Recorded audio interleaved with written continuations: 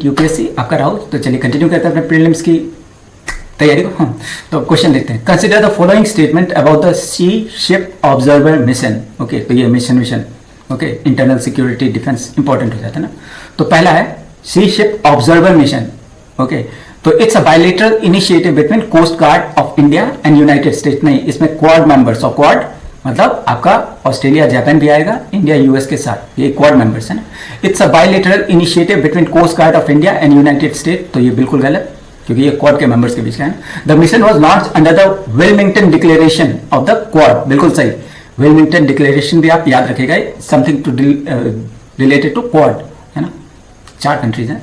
फिर थर्ड दिया आपका An objective of this mission is to promote gender inclusion by involving women officer for each participating nation। बिल्कुल सही, gender parity है ना।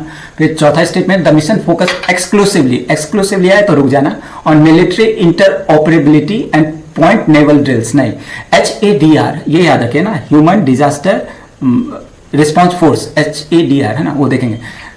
ये सब में भी काम करता है ना, सिर्फ तो एक्सक्लूसिव सिर्फ मिलिट्री के लिए नहीं है। ओके, तो इसमें पूछा आपसे how many statement are correct, तो 2। ओके, ऑप्शन है 1 2 3 और 4, तो इसमें 2 स्टेटमेंट सही है। स्टेटमेंट 1 इनकरेक्ट, अगेन क्यों? क्योंकि ये क्वाड कंट्रीज है ना, India US Japan Australia. Okay, ये सारे पार्टिसिपेटिंग नेशंस है। दूसरा वाला करेक्ट है, क्योंकि अगेन है ना नॉर्मल कि ये विलमिंगटन डिक्लेरेशन, ये तो बिल्कुल याद रखिएगा ना, बिटवीन क्वाड के जितने भी लीडर्स है। ओके, ठीक है। ये क्या है? मैरीटाइम कोऑपरेशन अमंग मेंबर, सब तो अलग अलग, कितने दूर दूर पे ना, ऑस्ट्रेलिया इंडिया जापान यूएस, तो मैरीटाइम कोऑपरेशन है ना, ओशन ही तो उनका है ना, लिंक करता है एक दूसरे को।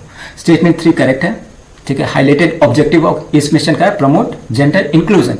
ओके, मैंडेट, इसका मैंडेट ही है कि पार्टिसिपेशन ऑफ वुमेन ऑफिसर, ये चारों नेशन के।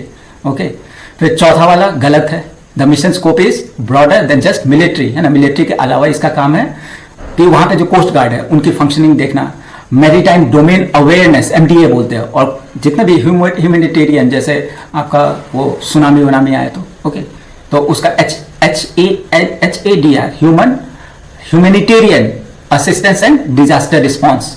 फिर कैपेसिटी बिल्डिंग है, promoting rule based maritime order. 7-8 line है ना, चाइना अभी देखो उसका किस किस जगह पे लफड़ा है, वियतनाम के साथ, फिर फिलीपींस के साथ, फिर आपका रशिया के साथ, सबके साथ उसका लफड़ा हो रहा है, यही है ना। तो रूल बेस्ड मैरीटाइम ऑर्डर